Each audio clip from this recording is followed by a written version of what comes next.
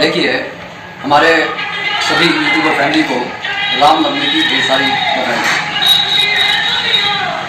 अब सबसे बड़ी प्रभु श्री राम को जो हम शुभकामनाएं देते हैं, सही अर्थों में जब हम उनके आचरण को अपने जीवन में शामिल कर लेंगे तो ये सबसे बड़ा उत्सव होगा और ये सबसे बड़ी शुभकामनाएं होंगी प्रभु श्री राम को। और देखिए, जो लोग अपने जीवन में प्रभु श्री राम के गुणों को आत्मसात कर लेते हैं तो वो कहीं के कहीं पहुंच जाते हैं। और इसका सबसे बड़ा उदाहरण आज हम अपने देश के प्रधानमंत्री श्री नरेंद्र मोदी जी को देख सकते हैं, जिन्होंने प्रभु श्री राम के आचरण को अपने जीवन में ढाला।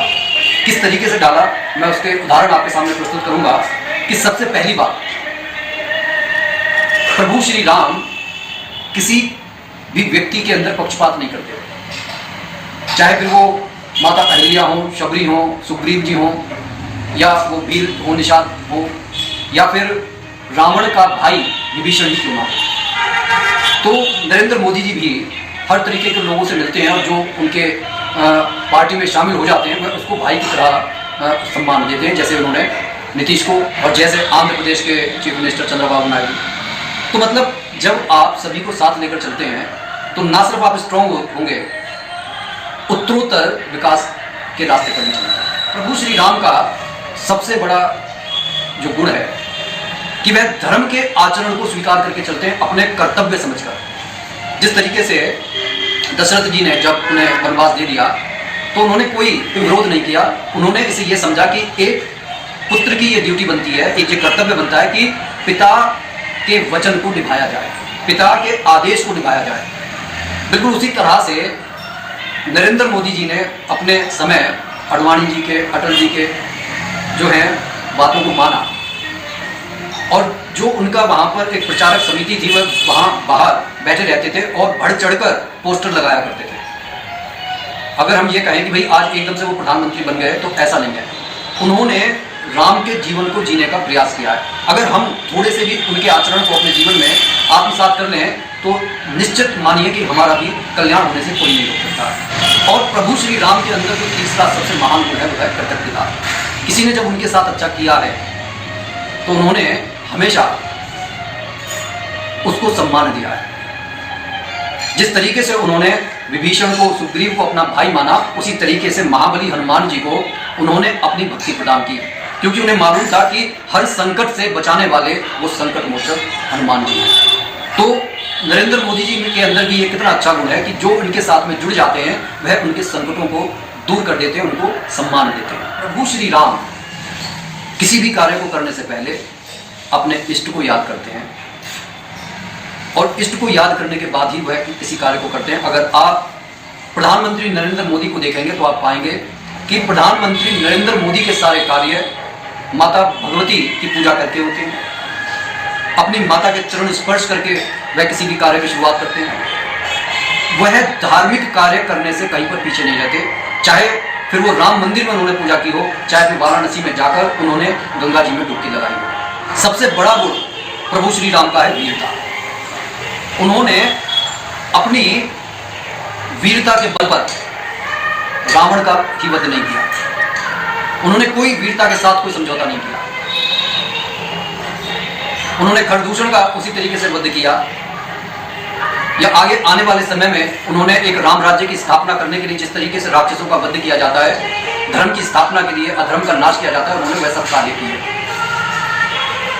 बिल्कुल अगर आप गौर से देखेंगे तो प्रधानमंत्री नरेंद्र मोदी के आचरण में कि धर्म की स्थापना के लिए वह चुन चुनकर जो उन्हें लगता है कि भाई गलत लोग हैं, जेल में जाने चाहिए, वह इस कार्य को उत्तरोत्तर आगे बढ़ा रहे हैं। भगवान श्री राम कभी विरोध से नहीं डरे, क्योंकि विरोधी तो हमेशा आप चाहे अच्छा काम करें चाहे बुरा काम करें वह आपकी टांग खिंचाई करेंगे। और प्रधानमंत्री नरेंद्र मोदी विरोधियों की बातों को सुनकर उसके आंसर्स किस तरीके से दिए जाएं वह वो अच्छी तरीके से जानते हैं। विरोधी उनके हर कार्य में अपनी अड़ंगी अड़ाते रहते हैं, लेकिन उन्हें अपना लक्ष्य मालूम है कि उन्हें वहां आगे बढ़ना है, तो वो बढ़ते चले जाते हैं।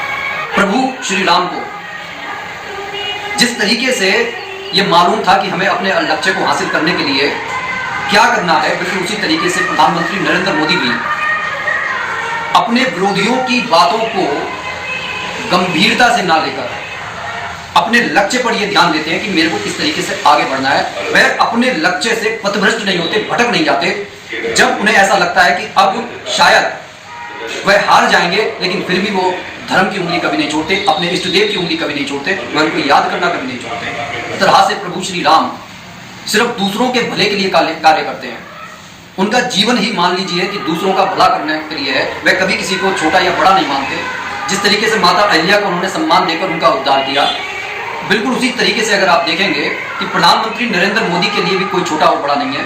वह जब भी कभी गंगा जी में स्नान करने के लिए गए हैं या फिर पूजा पाठ करने के लिए गए हैं, तो वहां पर उन्होंने बाकायदा सफाई कर्मियों को सम्मान देकर उनके पैर तक धोए हैं। तो ये बहुत बड़ी बात है जो उनके अंदर एक महानता के गुणों को संजो रही है। और आगे आने वाली सदियां जो भी प्रभु श्री राम के आचरण को अपने अंदर आत्मसात करेगा, इसी तरीके से उत्तरोत्तर प्रभु का आशीर्वाद उसको मिलेगा।